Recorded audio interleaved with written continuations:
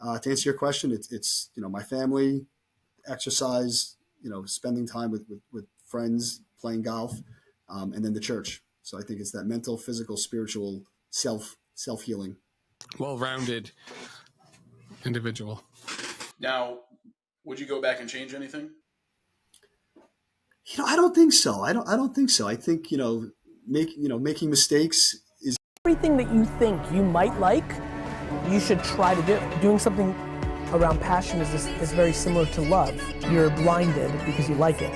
The number one reason I push patience, man, patience. Everybody's looking up to audit themselves where they are now. It's because patience will give you the air cover to take risks. Time is your asset. What I would do is gather as many experiences as possible. The one thing a 20-year-old has over me is 20 years.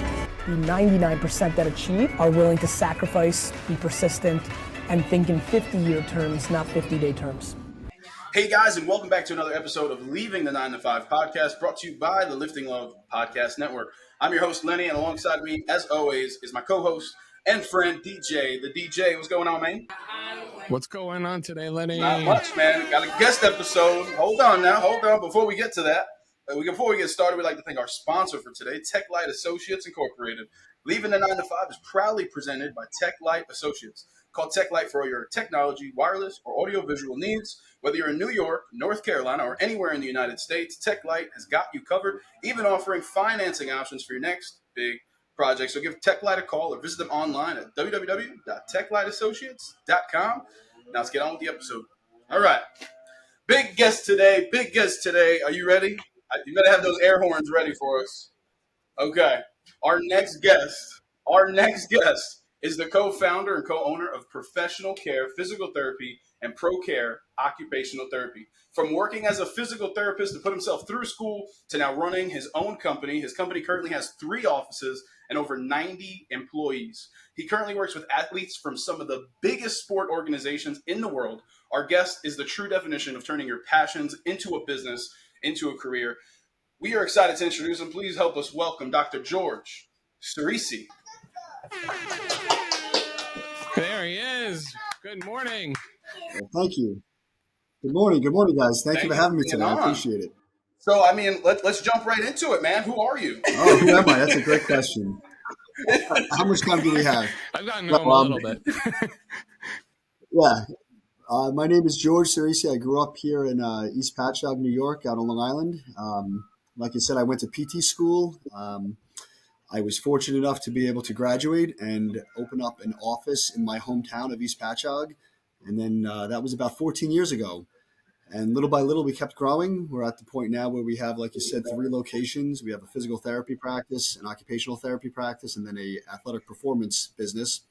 And we have about 90 employees right now. So we're just been very fortunate to be able to continue to grow and provide good quality physical and occupational therapy services to the community.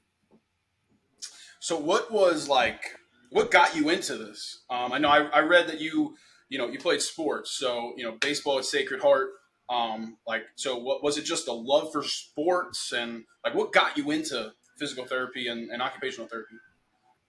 Well, if you want the real honest answer, I'll give it to you. And it was my mom. Wow. It was as simple as that. I had a dream I thought I was going to be playing professional baseball, and it was just a dream. There was absolutely no chance I could ever be playing professional baseball, but why do you say that? Why do you say there's no shot?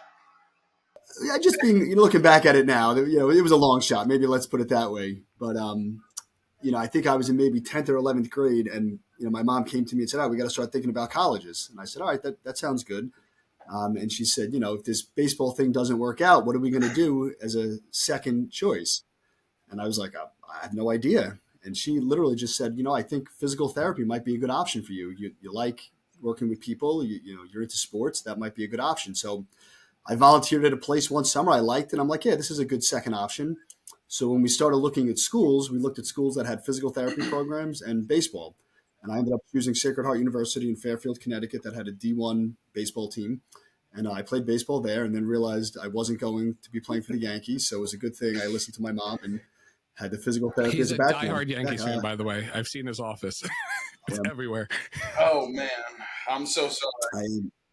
I actually had the pleasure, believe it or not, when I was a student, I was down in Birmingham, Alabama, training under a world-renowned orthopedic surgeon named James Andrews, Dr. Andrews, and I actually had Dr. Andrews had Derek Jeter as a patient, so I was able to actually put ice on Derek Jeter's shoulder. That was my claim to fame. That's fire right there. Bro, that's so Fire and awesome. ice. So like, so I grew up a big baseball fan. I'm a Mets fan, but it's all right. I still love the Yankees. Like I got a lot of respect for them. 27 World Championships. But what was that moment like? Like, was that sort of a moment that you realized, like, hey, like this is something I really, really know is going to work? Like, when was that moment for you? Like, working with these crazy athletes that you see on TV, and we look at them sometimes as like movie stars. Like, when was that moment for you? Yeah, it was surreal. It was down in Birmingham. I would say about 50% of the patients were professional athletes. There were a ton of NFL guys down there, a lot of baseball guys, and I was a student, so my clinical instructor, he was like the number two guy in command. He got to see a lot of these athletes, so in turn, I got to see a lot of them as well. Um, but yeah, it really was. It was a great learning experience. It was a great opportunity. I don't think I didn't realize how significant it was until probably after the fact, until I got into the real world and said, hey, it's not that common that you treat professional athletes every day. But yeah, it was eye opening for sure to see, professional athletes. I mean, I remember there was one time there was, it was like Derek Jeter, there was Roy Jones Jr., there was, I think Charles Barkley was actually in for the day. They were like all these great, professional athletes that are under one roof, just hanging out, in our area talking. I'm like, this is unbelievable. But it was really a That's cool so experience. crazy. Did you have like a fangirl moment where it's like, or fanboy moment where you're like, oh my goodness, this is so and so? I would be. I could tell you that. I'd be like, oh my god. I didn't until Jeter came. When Jeter came, then I was like, "Oh man, this is legit." And he was only down there for a day. It was the first day of the season. I think it was 2003, and he was, if you remember, he was sliding to third base and separated his shoulder. And he, at the time, Stu Hershon was the Yankees team surgeon. He saw him, didn't think he needed surgery, but had Dr. Andrews do a second opinion. So there was, all this rumor that Jeter was going to be coming down to Birmingham, and he did. So I did get a little starstruck when I first got to meet him and his dad, and his cousin was actually with them too. But it That's was so pretty awesome. cool. So, I mean, you said you were born and raised in Long Island. What was that like for you? Kind of take us through, if you can, like your high school journey, just like leading up to college and getting to Sacred Heart and finding out that, hey, this is actually what I'm going to do. Like, what was that journey? So you said you played sports. Yeah. So I was baseball was my love. I played baseball. I wrestled, but I always knew I wanted to continue on playing baseball in college. So I graduated from Patchogue Medford High School, went on to Sacred Heart University, did my undergraduate there, played baseball, and then got into the Nice. PT program. Back then, it was what was called like a 3+3 program. I did my undergraduate the first 3 years, and then the fourth year I started my master's program. So instead of having it be a 7-year program, it ended up shortening to a Nice. 6-year program. Um, and while I was in PT school, the last year of PT school is actually all your clinical rotations. So I did one at St. Charles Hospital on Long Island, did one down in Birmingham, and I also did one at Nice. LIJ out west. Now it's called Northwell. But yeah, it was really a long time looking back at it. I graduated in 2003, and at that time they didn't have a doctorate level program, so it was probably I got to work right around 2 weeks after I graduated. Started working for a practice, and always knew I wanted to own my own practice, but learned a lot in that time period. Those few years working for somebody else. Was fortunate enough to become a director, promoted to be a director of a practice in Great Neck. Learned a lot there, made a lot of mistakes. I was very fortunate for that experience. And then, my partner and I looked for a PT practice, a location to open up, and we looked everywhere from Mauritius to Queens. And we just so happened to find Patchogue as a place that really needed good quality therapy.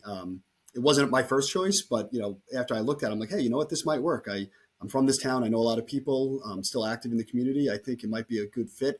There wasn't one dominating physical therapy practice at the time in Patchogue, and we rolled the dice and pretty much saved every last dollar I had to be able to open it up, and I'm really happy So I you did. started working as a physical therapist for someone else.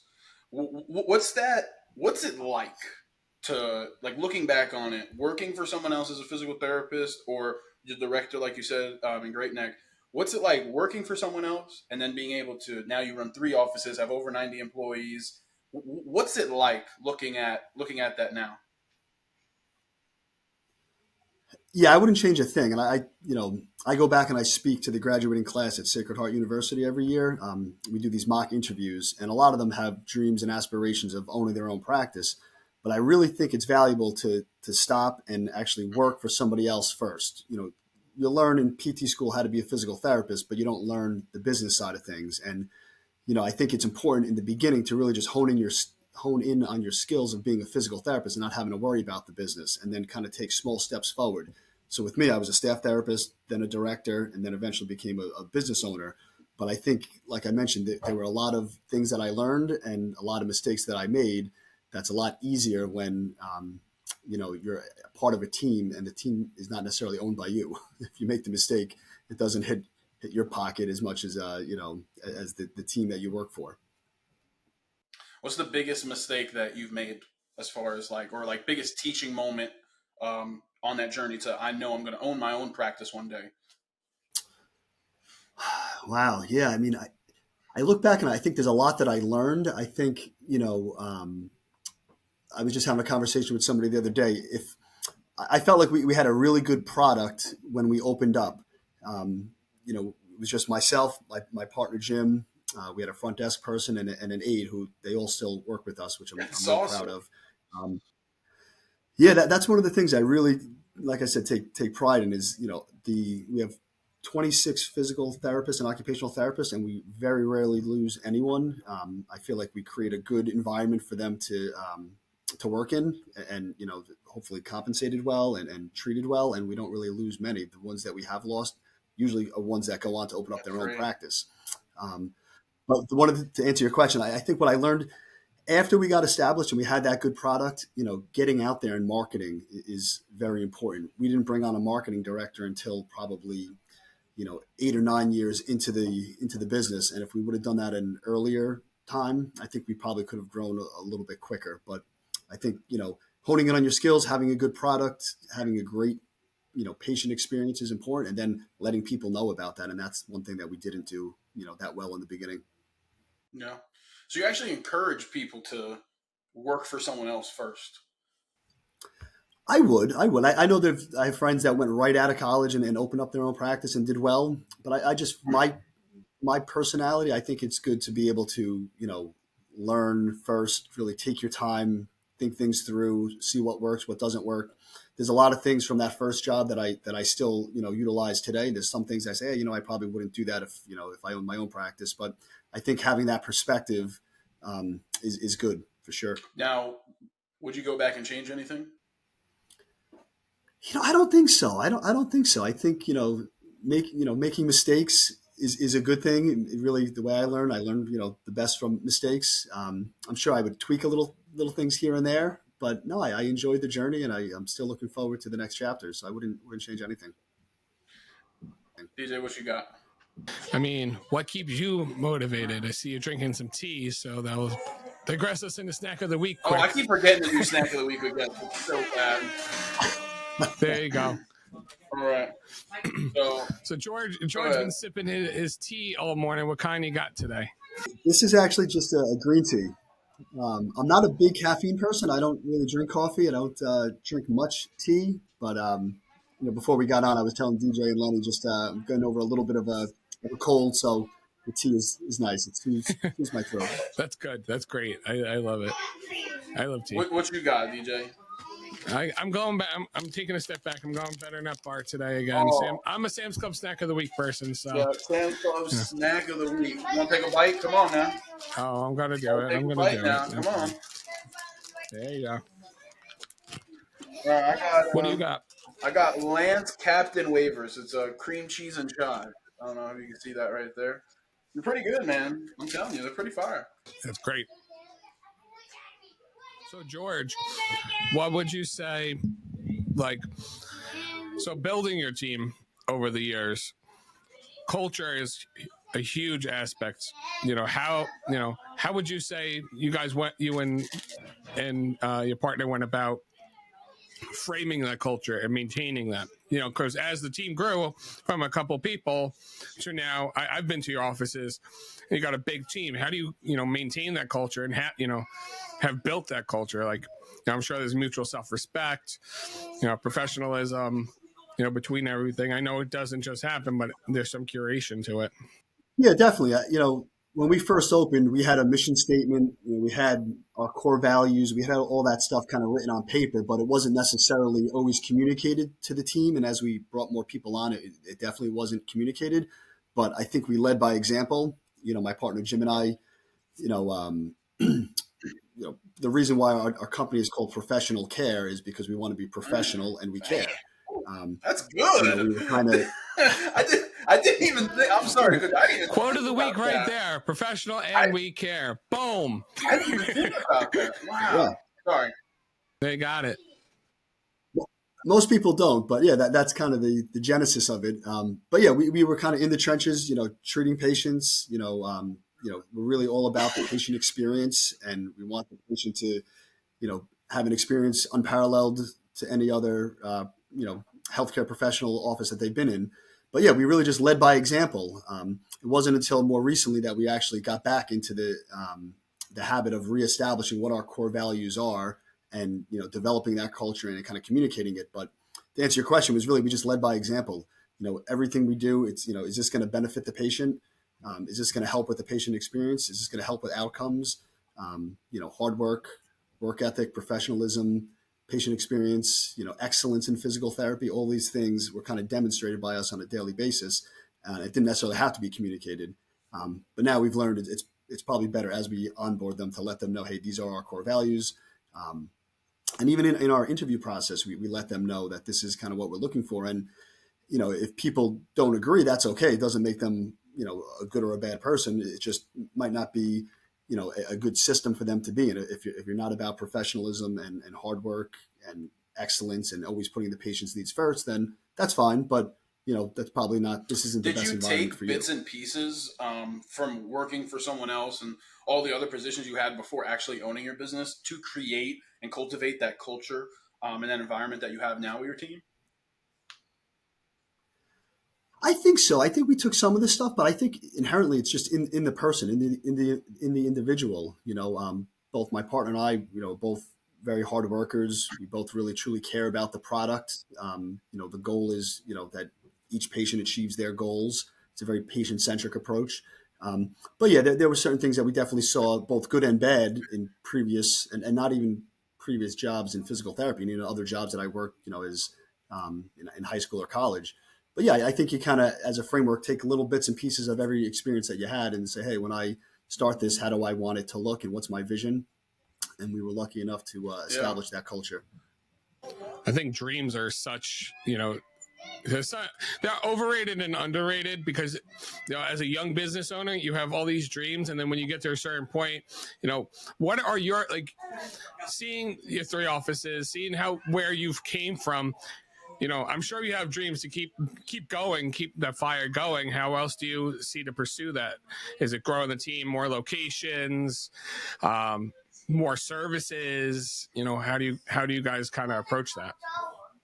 Yeah, it's good. I mean, in healthcare right now, specifically with physical therapy, we're always kind of battling reimbursement rates. Unfortunately, the insurance companies every year cut back, and we're kind of, threading that needle of want to keep quality up. We want to keep our staff, compensate them well, and also deliver good quality physical therapy. So it's tough when you got to keep costs getting cut, expenses keep rising. So there's 2 options: is continue to grow, and become more efficient. And so that's what we always preach about is, we have to continue to grow and make sure our processes are as efficient as possible. But yeah, I mean, overly, generally speaking, our goal is to always provide high quality physical therapy, and ideally we could just stay exactly where we are, and that'll continue to happen. But the reality of healthcare is you have to continue to grow and not stay where you are. Otherwise, it's going to keep shrinking those profit margins, and it's going to be hard to operate. It's going to be like grow or be left behind or kind of thing. Yeah, it's amazing. If you look into the dynamics right now in the state of physical therapy, there's all these private equity companies coming in, buying up these PT offices. And I understand a lot of my friends sold out to private equity because the profit margins are razor thin and they just can't do it anymore. So Yeah. they sell to private equity. Or, we're dealing with competition with hospital-based PT practices. Some of the big hospital networks that, get paid 3 times what we get paid as a small private practice owner, or the physician-owned practices, the orthopedists that own their own PT. So there's a lot of competition. So really what we have to do is just continue to provide high-quality PT, have a name out there that people recognize and say, yeah, I went there once before, I got good quality care, I'm going to go back to them. 20 years ago, we did all our marketing to doctors. Now we're actually marketing a lot more to the general public, getting involved in the community, doing a lot of community events, and becoming recognizable by people instead of just the physicians that refer to us. Oh, okay. So you talk about insurance. I don't know how much you can really talk about it. If you can, or if you can't, we can skip it. For people who are either in your field or maybe want to get into something like that, what is that process like for you guys getting paid? Right, it's insurance. You put it through someone's insurance. Like, how does that system work? Yeah, it's confusing. It really is. It's confusing for the consumer, for the patient. It's confusing, and it's even confusing for the business owners. Yeah, you have, there's a lot of different insurance companies out there. You want to try to become potentially in network with these insurance companies if their fee schedule makes sense. I mean, there's some insurance companies that pay $7 per visit. You can't really be in network if you're only going to be getting paid $7 a visit. Yet there's some places that will take that and say, yeah, I can do volume. I can see 6 patients an hour, and that makes sense for me. So I think it's an individual approach. You have to look at it and say, hey, what are my expenses? What's my cost per visit that I provide? And, what's kind of that break even number, and then start making decisions based on that. But it's confusing. It's ever evolving. And it's amazing how there's a bunch of insurance companies that are closed. The network panels are closed. You can't even get in to become in network with them, even if you wanted to. So it's basically it's either you're in network, which again, I'm just trying to break down the terminology. In network means you're like a partner of sorts with the insurance company, and that they'll work with you. Yeah, you're a contracted provider. So if you have XYZ insurance company and you're a patient and you open up the book or go online and say, hey, I'm looking for a physical therapist, you'll see George Ciresi Professional Care Physical Therapy as an in-network provider. There's also, some insurance plans have what's called out-of-network benefits. So you could see an out-of-network provider, and then they'll reimburse the out-of-network provider as well. Not every insurance has that. It's probably, if I'm estimating, maybe 15 or 20% of insurance plans have out-of-network benefits. And then you're talking about, but yeah, and then you're talking about that it's a fee. confusing. The fee would basically be like whatever they can reimburse you, and then the client or the customer pays a copay, depending on what the Yeah, that's even a very misunderstood from the consumer's point of view too. So, a lot of times patients think like, oh, the co-payment's extra on top of it that the provider is going to get paid. Where actually, if there's a set fee, so let's say, again, I won't use specifics, but insurance XYZ is going to reimburse a physical therapist $60 per visit, and the patient has a $40 copayment. That means that the copayment's $40, and then the insurance is going to pay $20. So the patient is actually paying 2/3 of the fee, which is That's amazing. insane. And that insurance company that I just mentioned, I've been a PT for 20 years. They've paid $60 per visit back in 2003. And in 2023, they're still paying $60 per visit. When I first started, most people didn't have copayments. Maybe they had a $10 copayment or at most a $20. Now you see copayments, $50, $60, $75 copayments. The patient is actually bearing a large percentage of that financial burden, and they don't even realize it. So, I mean, last thing on insurance, you feel like do you feel, in your personal opinion, as someone who's worked all the ranks and has, I mean, you've been in the field for many years now, do you feel as though insurance companies need to make a change, a different approach, or what do you what do you think needs to happen for things to just be better, not just for you as someone who's getting paid from the insurance companies, but also for your clients and your customers that you're providing care for? Yeah, we could probably have another whole episode just on this topic. That's a whole topic, I think, in itself. It's just generally speaking, insurance premiums. I'm a business owner. Our premiums, the cost that we pay for health insurance for our employees, every year it goes up. The premium goes up by double digits. It's anywhere between 11 and 19%. The premium goes up every year. Yet if you talk to providers, doctors, physical therapists, their rate that they get paid stays exactly the same or it decreases. So it just, generally speaking, I know there's a lot of variables that go into this. It just doesn't make sense that premiums are increasing every year. Patients' co-payments are going up every year. What they're paying the doctors are staying the same. And then you see windfall profits for these companies at the end of the year. Now, with that said, I'm not one of these guys that always say, hey, insurance is bad, that they're the enemy. If, there was no such thing as insurance, we probably have 10% of the patients that end up coming into the office. It's a good thing that it subsidizes. I just feel like it has to be revamped in some way. And I don't have the answer for that. One day. Things are tough. We got an insurance person on here. Yeah, Have them explain it. To get out of the insurance talk, you mentioned a partner. And I think this is huge for people because, I run my business by myself. DJ runs his business by himself. But there are a lot of people who I know personally who run businesses and they have partners, whether it be silent, whether it be like on the day-to-day. So first off, who's your partner, if you could talk about him? What does he do? Kind of give us a story about how you guys met and all that. Sure, yeah. My partner's name is Jim Blair. We met back in that original PT practice where we were both treating. We were both staff therapists at the time. He became promoted to become a clinical director in one location. About a year later, I got promoted to become a clinical director in a new startup location in Great Neck. We both had the same kind of work ethic, hard work, put the patient's need first. And we just kind of came together and said, hey, we're both kind of looking to maybe do something on our own. You think it would make sense? He's a few years older than me. He's about 5 years older than me. He's a hardworking, honest person. My accountant, our accountant always says, he's like, you guys have something very special. You guys really never argue, disagree, fight. And I said, well, that's not totally true. We disagree, but I think we have a mutual respect that we don't let it get to the point where we're fighting or letting it, go down that hole. I think it's, you learn on the way, kind of dividing up responsibilities, who's good at this, who's good at that. But I recommend it. Now, I know I've seen other partnerships not work because maybe somebody's working a little harder than somebody else. They feel like they're getting the short end of the stick. I think if that's the case, I think you just have to be open and have a conversation of what, reasonable expectations and responsibilities and things like that. But yeah, I wouldn't change anything. Having the partner, especially, growing up, I had to kind of save all the money to open up the practice. And then we were able to get an SBA loan, which, really helped out as well. But having a partner helped subsidize the startup costs and made it more realistic. Otherwise, I probably would have had to wait another 5 years before I was able to open up. So going into the partner talk, what's the pros and cons? Like what are your favorite things about having a partner? And do you think some days it would be easier maybe doing it on your own?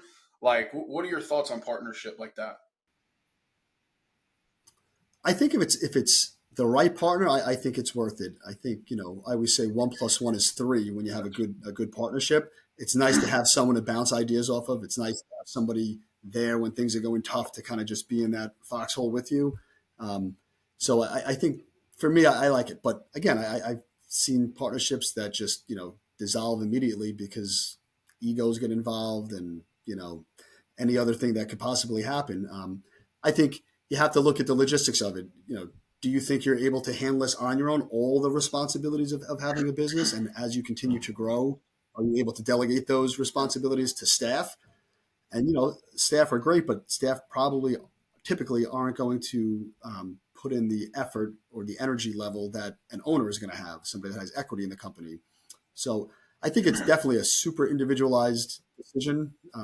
But for me, it's worked out great. If I had to manage this practice right now by myself, it would be difficult. So coming from that now, I've only met you briefly.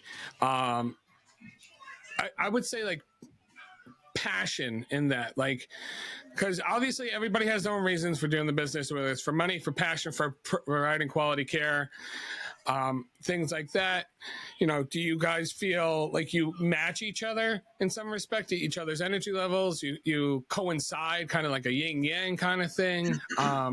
You know, because I know it's a lot of it is about, you know, if your partner isn't fully in it with you, you know, it's like a marriage almost in that respect. You don't fully feel you're in it. Like, you know, why do I want to continue to do this kind of thing? 100%. Yeah. No, for us, it's yin and yang. I mean, I'm a Yankee fan. He's a Met fan. I'm a Giants fan. That He's a Cowboys explains it. fan. Like we couldn't be more polar opposites with certain things.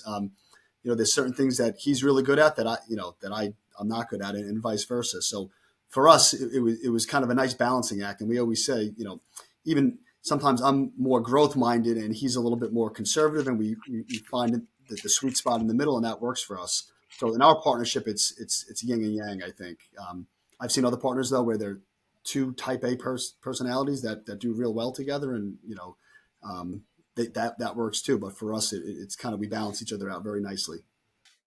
I think a cool thing is that you guys like you have the partnership, and then you guys literally started at the same practice. You guys literally built everything from the ground up. What was it like? What was the feeling like of opening your first office? When did it happen? If you can kind of talk about the beginning days of everything. Yeah, it was fear. I think that was the biggest thing. I'm very analytical and numbers driven. I remember, you know, 54 visits was what we had to do in a week. We had to see 54 patients to break even. So I had that on my mind. I said, how long is it going to take just to break even? And you know, we had a small little office, and it was funny. Every time the phone rang, which wasn't very often in the beginning, we'd both get excited. We'd be treating a patient, the phone would ring, we'd look over there, and it usually was, oh no, I'm sorry, you have the wrong number. We'd get all, you know, disappointed. But if it was a new patient, Sandy, who was our office manager, was our office manager at the time too. She would open up the bottom drawer, and that's where we would have the intakes that you'd have to fill out for the new patient. So if we heard the phone ring and then we heard that bottom drawer open, we'd get excited. We knew we'd have a new patient coming in, and we'd be like, yes, you know. Um, but no, it was definitely goal oriented. We had a number in mind. We were always setting new targets and new goals, and it's really fun. It's exciting. It's a challenge. You know, we were lucky that we did get busy pretty quickly, but fear is what kept me up at night. But fear is what also I think kept me on point, making sure that hey, I'm making sure I deliver good quality therapy. I'm making sure that my notes are done on time. I'm making sure I'm getting out there and meeting some new doctors and things like that. Did you ever think it would be 3 offices and 90 employees later? No, to be honest, I thought deep down, I thought it was going to be successful, you know, but I didn't think it would get, you know, to this level. So you know, sometimes I pinch myself and you know, it's you know, might still dream I'm going to wake up one day, be back in that original office. We don't want that. Now, what could you say to inspire somebody who could be in those shoes of working right now at somebody else's physical therapy office, maybe wanting to start a practice, maybe wanting to pursue their dreams? You know, how could you inspire someone like, hey, do it, like take the leap, go this, you know, maybe take these steps, you know, just to get them maybe, you know, an idea to get them going on it? Yeah, sure. I think the first thing is take a step back and say, is this something you really want? Because, you know, when I was in PT school, you know, pretty much everybody said they wanted to own their own practice. And then, you know, push comes to shove. And then, you know, not that many people end up doing it for a variety of different reasons. You know, are you really, you said it before, DJ, passionate? Like, I'm passionate about physical therapy. I'm passionate about delivering high quality care. I'm passionate about this business. If that's not you, that's okay, you know, but you have to be passionate about it. You have to be willing to come in early. You know, we started at 7 a.m. We ended at 9 p.m. We worked Saturdays. You know, having that work ethic, that drive, is that really you? So I think being honest with yourself and say, hey, am I willing to put in the hard work, take the risk, know that it could fail, you know, look myself in the mirror and hold myself accountable, those sort of things. And if that is the case, then I think, you know, really taking a step back and saying, what do I have to do to achieve those goals? You know, am I at the point where clinically I feel comfortable where I can, you know, go out on my own? I don't have to continue to learn about treating physical therapy type conditions.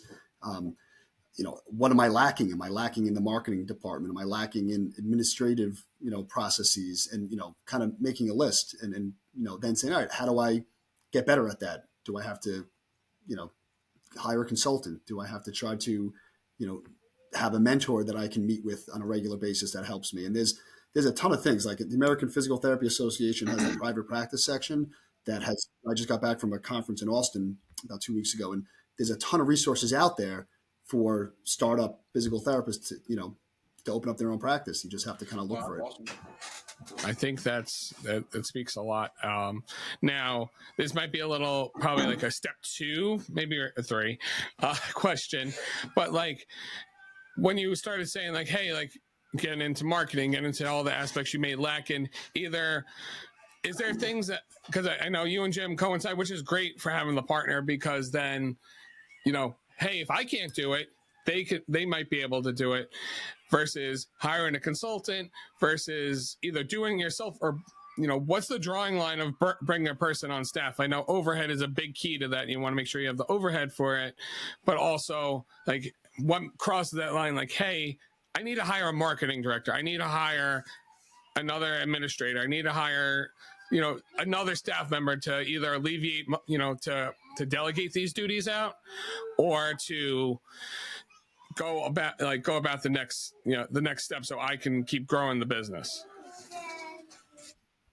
Yeah, and that's the beauty of being a small business owner, right? Everything, it's individualized. It's based on, can I afford it? What's my return on this investment?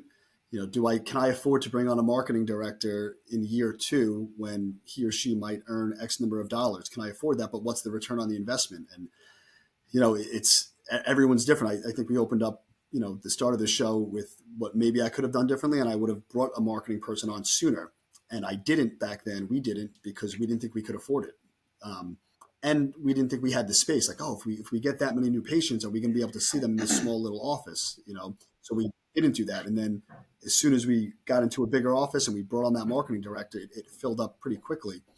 So I think, I know it's not the best answer, but it's really looking at each individual question or new hire and saying, can I afford it? What's the return on the investment? Does this make good business financial sense?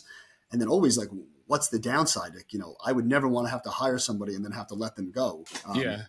And are you okay with that if that happens? If you bring somebody on in 6 months, things are struggling, are you able to let that person go? Like, I would hate that. Yeah, because I think that's always the fear of like, hey, I want to bring somebody on that's going to help build the business, and you don't want to see them not succeed. Especially being a business owner, you look at it like, hey, I want this person to succeed all the way. It's almost like gambling, I feel, in that instance. Like, unless because there's no guarantee ROI anything. It's always you got to see your market and see what's going on. Blind faith. It is. You're right. It's a gamble. It's a gamble that you're willing. It's a calculated gamble that you think that you understand the market, and by bringing in that new person is going to help. But yeah, it's a gamble. I think a cool thing about this podcast is I feel like we talk to a lot of people who are either starting to leave their 9 to 5, people who want to, and people who are kind of in the middle or have their own business and are kind of growing still. You talk about like, you went and you did the networking. You went and you talked to the doctors. You went and reached out to people. What was that like? What exactly did you do to grow that business that first 6 months, that first year, until you really had like a dedicated someone dedicated to really do marketing? Because I think that's something that's not talked about a lot, like networking, like Chamber of Commerce, like all these things that can really help your business grow. That people just don't take advantage of. So what was it like that first year with everything, just meeting people and talking and emailing and all that stuff? Yeah, I think it's important to know your strengths and weaknesses. And one of my weaknesses was actually marketing and meeting people. I was nervous walking into a doctor's office trying to set up a meeting. I wasn't very good at that. So both Jim and I, we first opened up, we flooded the market trying to meet every doctor we could. And then we got busy and we stopped marketing for a long period of time. And we really used our patients as our marketing Good old tool. Word of mouth. Yeah. And just, hey, you're going back to see Dr. So-and-so. All right, just, if you wouldn't mind, let them know about your experience here. And we kind of use them as an avenue to get in the door with the doctors. But it's knowing your strengths and weaknesses. And then, like I said, we acknowledge that both Jim and I weren't comfortable with the marketing part. Now, 20 years later, I'm super comfortable. I actually enjoy doing it. I enjoy meeting new doctors and creating relationships and learning their protocols, how they like us to treat their patients. And it's something I got good at. But I think knowing your strengths, your weaknesses, and trying to fill in the gaps, and that's really part of the reason why we ended up bringing in a marketing director, is because we're not marketing directors for sure. It's a big thing that I don't think is talked about enough in the business world, is that you have to put the groundwork in. Like when you have employees, when you have a marketing person, those are your foot soldiers, right? And obviously, the more you build up your clientele, the more they're going to be like, this guy's great, you should go to this practice. But like, I don't think it's talked about enough, the amount of work that goes in behind the scenes of meeting people, talking, emailing, just like you said, walking into businesses and being like, hey, this is what I do. This is who I am. We're here to help, Yeah, and you mentioned the Chamber of Commerce. That's a great option to get your name out there. We did a ton of community events. We still do. Injury prevention workshops, stretch tents at 5Ks. We do injury prevention talks to a lot of the local high schools and strength and conditioning programs for a lot of the teams. Just getting all stuff for free, just to get our name out there and market. That's kind of what we did in the early stages. Now that we have a more formal marketing program with the marketing director, there's newsletters and blogs and the website and social media and all this other stuff that she does a great job. Danielle does a great job, handling. Beginning, we didn't have that. It was just more, we kind of stayed in our lane. What we're good at is physical therapy, and how can we market the physical therapy part of things, and going out and doing a talk to a 55 and older community about, fall prevention is easy. Walking in and talking to doctors and saying, hey, send us work. I wasn't very good at that. I didn't like it. Have you had like the reverse? Have you had like other people come into you asking you for referrals and stuff like that? Like, has it flipped a little bit? It's amazing. It's funny you brought that up, because 20 years ago, 99% of the referrals came from physicians sending to us. Now we have what's called direct access. We get a lot of patients that come to us directly, then we have to refer out to an orthopedist. So, we have clinical training once a month. It's the second Friday of every month. We block off the schedule from 12 to 2, and we'll have orthopedists, neurologists, primary care physician, podiatrists come in and kind of speak to us, about an area of their specialty. Maybe it's a new surgical technique. But really what they're doing is they're marketing to us so that we can refer to them. So it's interesting how things kind of flipped. That is, when did that flip happen? Because it's funny you mentioned that, because I feel like my whole life you needed a referral to go somewhere. But now, like the last couple years, it's kind of been like, you don't really need to go. My insurance does. That's a whole other thing, though. I know nothing about this world, so I'm sorry. Yeah, and sometimes terms are used interchangeably. So there's a prescription, which is a doctor's prescription saying you need physical therapy, and then there's a referral. Certain insurance companies require that a doctor make a online referral through the portal, allowing that patient to then go and get physical therapy. So if that's the case, you need a prescription for physical therapy and you need a referral, that insurance-based referral. Sometimes they get used interchangeably, but I think two things happened. The direct access, when physical therapists were allowed to start treating patients directly, and there's limitations. It's, for 10 visits or 30 days, you're allowed to treat a patient without a prescription, and then they have to eventually get a prescription.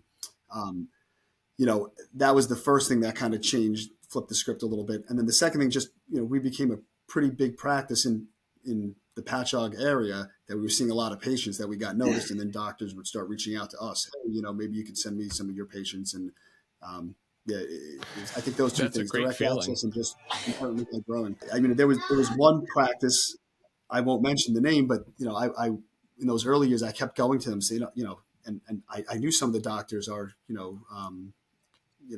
I won't get into too many specifics, but I knew some of the doctors that, hey, I would really love to refer to you, but I can't. I'm in this hospital network and I can't. I have to send the referrals, to the hospital. And now, they're no longer with the hospital. And now a lot of these guys and girls kind of market to us and say, hey, can you send us some work? And in the back of my mind, I'm like, oh, it's funny how the turns have tabled. Switched a little bit, but yeah, but the tables have turned. I don't hold that against them. Yeah. I said it backwards on purpose. He's one step ahead of us, DJ. All right. Well, to get off insurance talk and all that, let's talk about. We're not medical people at all. Yeah, So, yeah. you know, As you can tell, I don't like. that's a whole different Yeah, world. we definitely need to find an insurance person to bring on here to clarify some things. But so like, let's talk about you guys, your growth, and what's next for you guys. Do you mind sharing, or can you share, like, even if it's just a percentage of Sure. how much you guys have gone from profits from last year? Or do you have like a projection yet, or do you know what it's going to look like from last year to this year? So we just opened our third office in Islip, and it's something I'm really, really proud of. You know, we found this space in Islip. It was Thanksgiving Eve of 2019, right before COVID. You know, no one knew what COVID was at the time, obviously, and it took our landlord until about March to get us the lease, and that was actually right in the heart in the beginning of that COVID time period. So we pumped the brakes, tabled everything. We weren't sure if we were still going to be, in business or not. Finally, we got back up and running, and it was a huge build out. It took us a while to get into that space and open it up, but we opened up in May of this year. So it's an 11,000 square foot facility. DJ's been there. It has 50 yards of indoor huge. turf. It's awesome. It's a physical I'm pretty therapy sure I went office, there an too. occupational. I think I went there with you once. I brought him over once when I had to service something. I think he came over with me. That's a beautiful facility. Oh, is that right? Okay. Oh my gosh. Oh, thank you. So it's got the PT practice, the OT practice in the front, and then the back is the athletic performance. So that was a big investment for us, and it's really we're happy with where it's at. We're pretty busy for the first 6 months. So I think for the next year or so, we're going to let the dust settle from that, try to recoup some of the investment that we made. But then we're going to look to open up another practice. We have a couple locations targeted, probably up on the North Shore. But like I said before, we have to continue to grow. We have to continue to become more efficient. And that's really what our mindset is, in the next several months. Like I said earlier, the profit margin in PT is very narrow. It's single digit. So you have to be really prudent with your decisions, and you don't want to over leverage yourself and overextend. And, I have 90 employees right now, and I would never want to have to let somebody go because of a bad decision we made. So what Jim and I decided is we're going to get a little more growth in the 3 offices. And then when we feel we're financially ready, we'll open up that next office. So when you say razor thin margins, right? Like, so do you look at a great year as something like you open a new office and maybe the profits stay exactly the same? Or what is like the definition of growth for you in a year? Like, if you're saying, these margins are so thin that it's a single percentage, like what is that definition of growth every year that you guys strive for? Yeah, so 15, it's a good question. I'm a numbers guy, and I like looking at things on a number basis very objectively. We average about 15% growth each year. Now that's not necessarily financial, that's productivity from referrals and a number of visits done, which sounds great. Most companies would be happy with 15%, but our average reimbursement rate drops by 4% each year. And then our expenses increase by about 7% each year. So really that 15% growth, we're just talking kind of just productivity, subtract the 4% and the 7%, is really, you're down to 4% of growth. So we have to continue to grow by 15% or become more efficient in our processes. And there's 2 sides of it. Like, what I look as successful, like, is really from an outcome standpoint. Are our patients getting better? Are we recognized as, the best physical therapist around? That's really first and foremost. From the business sense, it's, where are we from a profit margin standpoint? Knowing that we want to give raises every single year to our employees, and what do we have to do to continue to do that? And that's where that's sometimes what keeps me up at night is, hey, we have to continue to grow. If we don't grow, what happens? Did it become, when was that moment that it became, holy shoot, it's not just my salary, it's not just my partner's salary, it's these people and they're living and they have families. Like, when did that like switch flip for you? Was it right away? Because I know you were talking, all the stuff that you were saying before was about 54, 54, 54, 54. When did it become, this is way bigger than just myself and my family? This is, now you got over 90 people, 90 families that depend on you and your business. Yeah, I think it was always there. But to answer your question, COVID, when COVID hit, and Jim and I took the stance in the very beginning that we're not laying anybody off. I said we'll do this together. We'll ride this out. And then we did that for a few weeks, and then and our accountant was saying, no, you have to do this. You have to start letting people go, and know that you're going to rehire them in the future. But I said, no, we're not going to do this. We all across the board started taking a little bit less. We had pay cuts across the board. Everyone agreed to that. We said, hey, instead of letting somebody go on our clinical staff, we're all just going to take 10% less, and then 15% less. And then we got to the point where we're like, hey, we were doing at the time, 1,100 visits a week, and we're down to 200 visits a week, and like it's just not sustainable. And that's where I really was like, wow, this person that just bought this house or just got married or has a newborn, how are they going to be able to survive that we let them go? Now the government stepped in and helped out with a lot of those programs that they had for those employees. But yeah, I think COVID is when it really hit home. Like, wow, if I let somebody go, they're not going to be able to pay their mortgage on the house they just built. So that really is what keeps me going to make sure that we're profitable and successful, is that I would never want to have to let somebody go because of the fact that we're not, in a profitable state. I mean, there were not a lot of businesses that were doing that during COVID. Is that something it was very difficult. Yeah. Yeah. Was that something that you just prided yourself in, that, hey, like we were able to do this for people? And when did you guys actually come back from COVID and start kind of seeing patients on a somewhat regular basis? So, and that was another thing, we weren't really given good instructions. Were we, what was the term that they were using? Essential. I remember the whole, we're an essential employees. We're an essential employee. business. And I know people had to have a piece of paper saying like, I'm an essential employee. I work for XYZ. Yeah.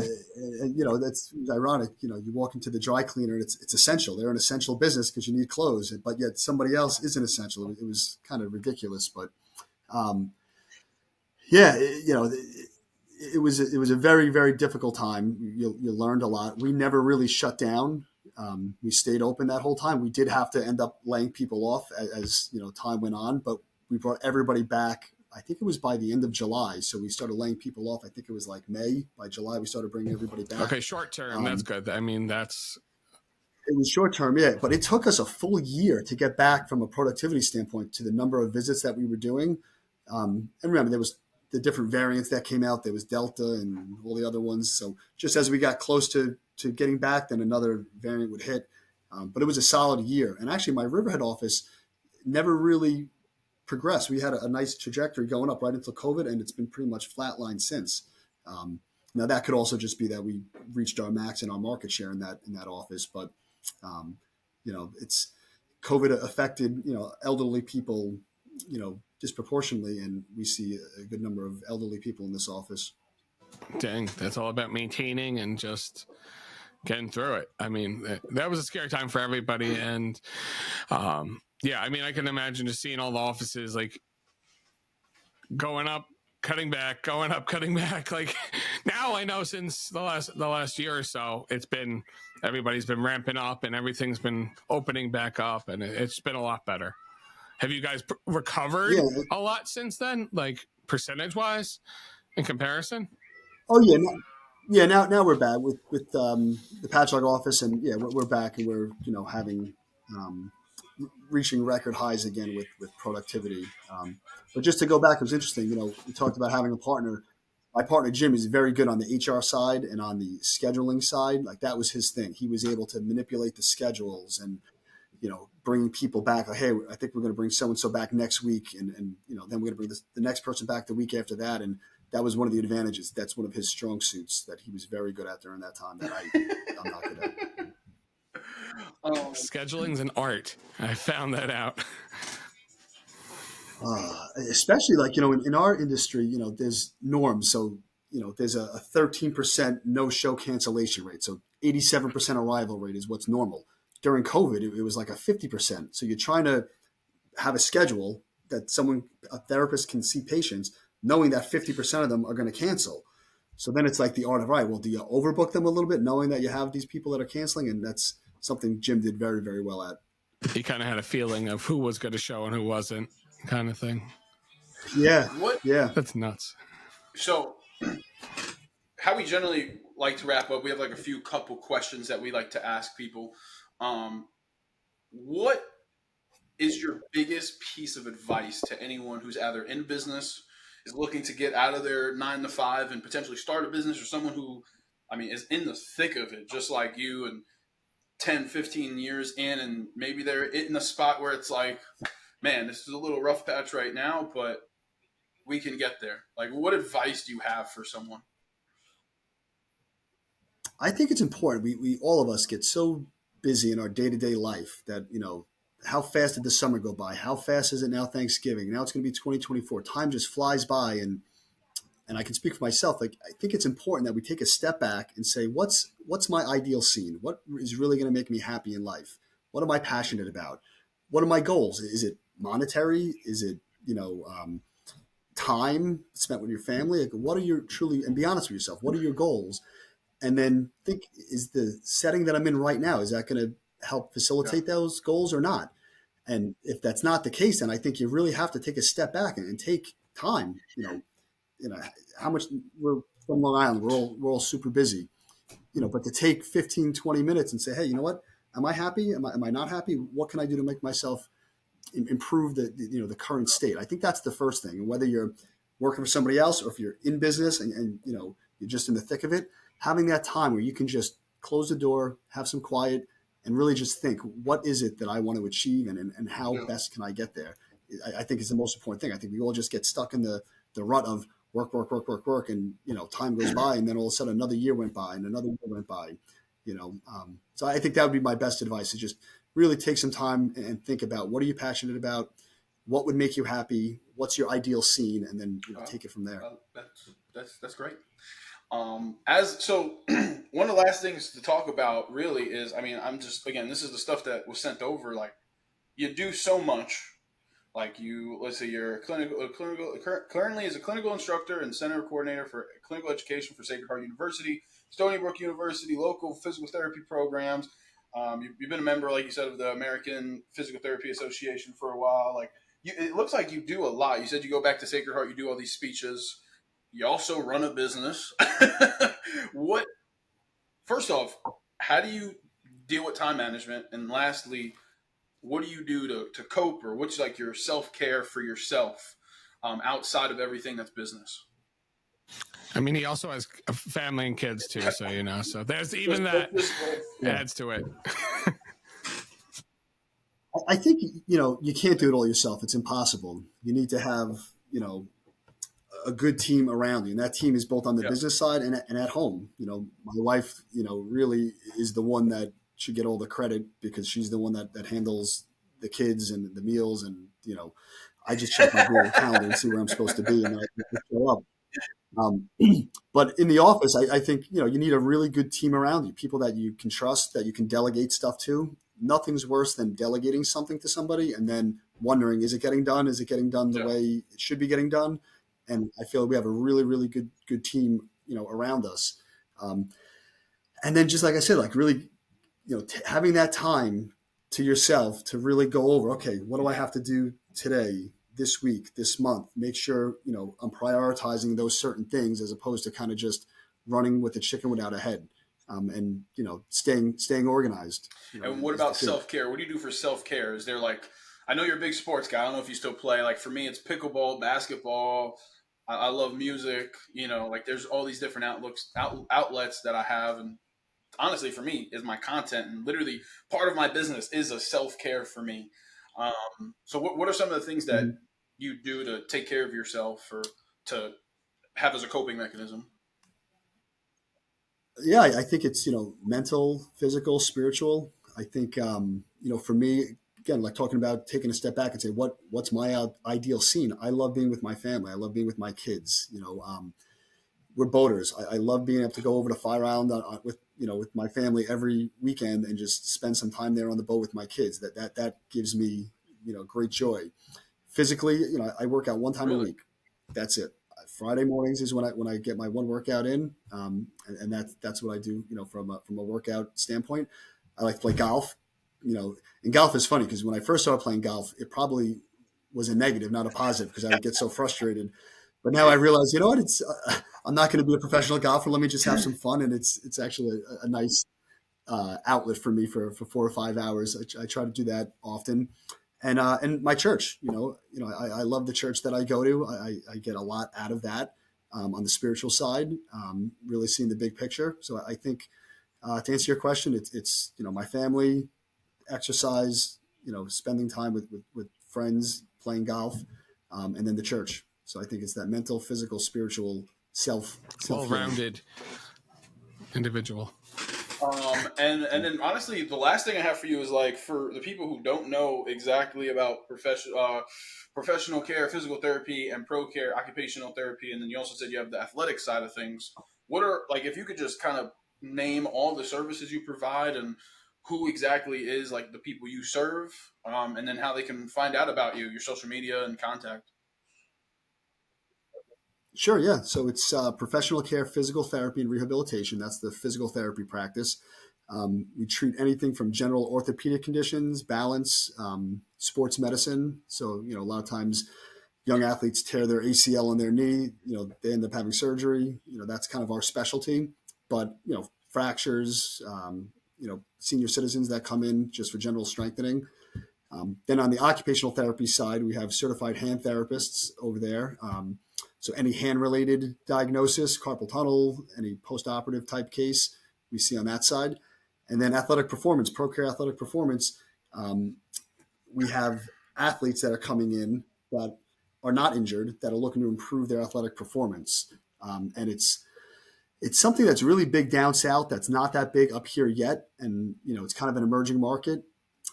It works symbiotically with our PT practice because a lot of our athletes that are injured, that are getting better, transition right over to our athletic performance. We call it PCAP, PCAP, Pro Care Athletic Performance. They transfer right into our PCAP program. But it's sports specific, season specific. It's even position specific exercises that help improve strength, speed, power. And it's very data and evidence based driven. So it's pretty cool. That's something I'm real proud of. And then you can find us on our website, professionalcarept.com or procareathleticperformance.com or on Instagram, social media, and all those other social media outlets. Oh my gosh, that's so cool, man. We could get into a whole topic about. We gotta bring you back on. You do too much, man. You need to stop for a second. Go into a little more, yeah. It is a crazy thing though to talk about the performance side of things, and I feel like even in professional sports, it's really just a thing that's happened in the past 5 years. People were just so focused on let's play ball, let's get these guys to play. It never was about, oh my gosh, like what about the next 10 years? What's the next person who's going to be the quarterback, the shortstop, the pitcher? Even like WWE. I love WWE. Just as much as I love regular sports, and they even started doing it. Now they're in colleges, and now they're working on not just here but all around the world, bringing that next generation of athletes. And I think that's a beautiful thing about the performance side of things. Yeah, the strength and conditioning field in the last 5 years has changed so much. The old days of working out and let's say you're doing a bench press and going to failure, that's out the window. That's been proven that doesn't translate to improved performance on the field. And now there's, force velocity based programs. There's so much out there that helps, like I said, translate to improved athletic performance. That's pretty cool. It used to literally be work out until you can't, and then you can recover, after your game. No, it's literally like rest is so important. Your body needs to recover. Like you need to recover to be able to perform again. But it's crazy how it's only been the past like 5-ish years. And before that, it was kind of like archaic where it was just keep going, pound, grind, just keep working.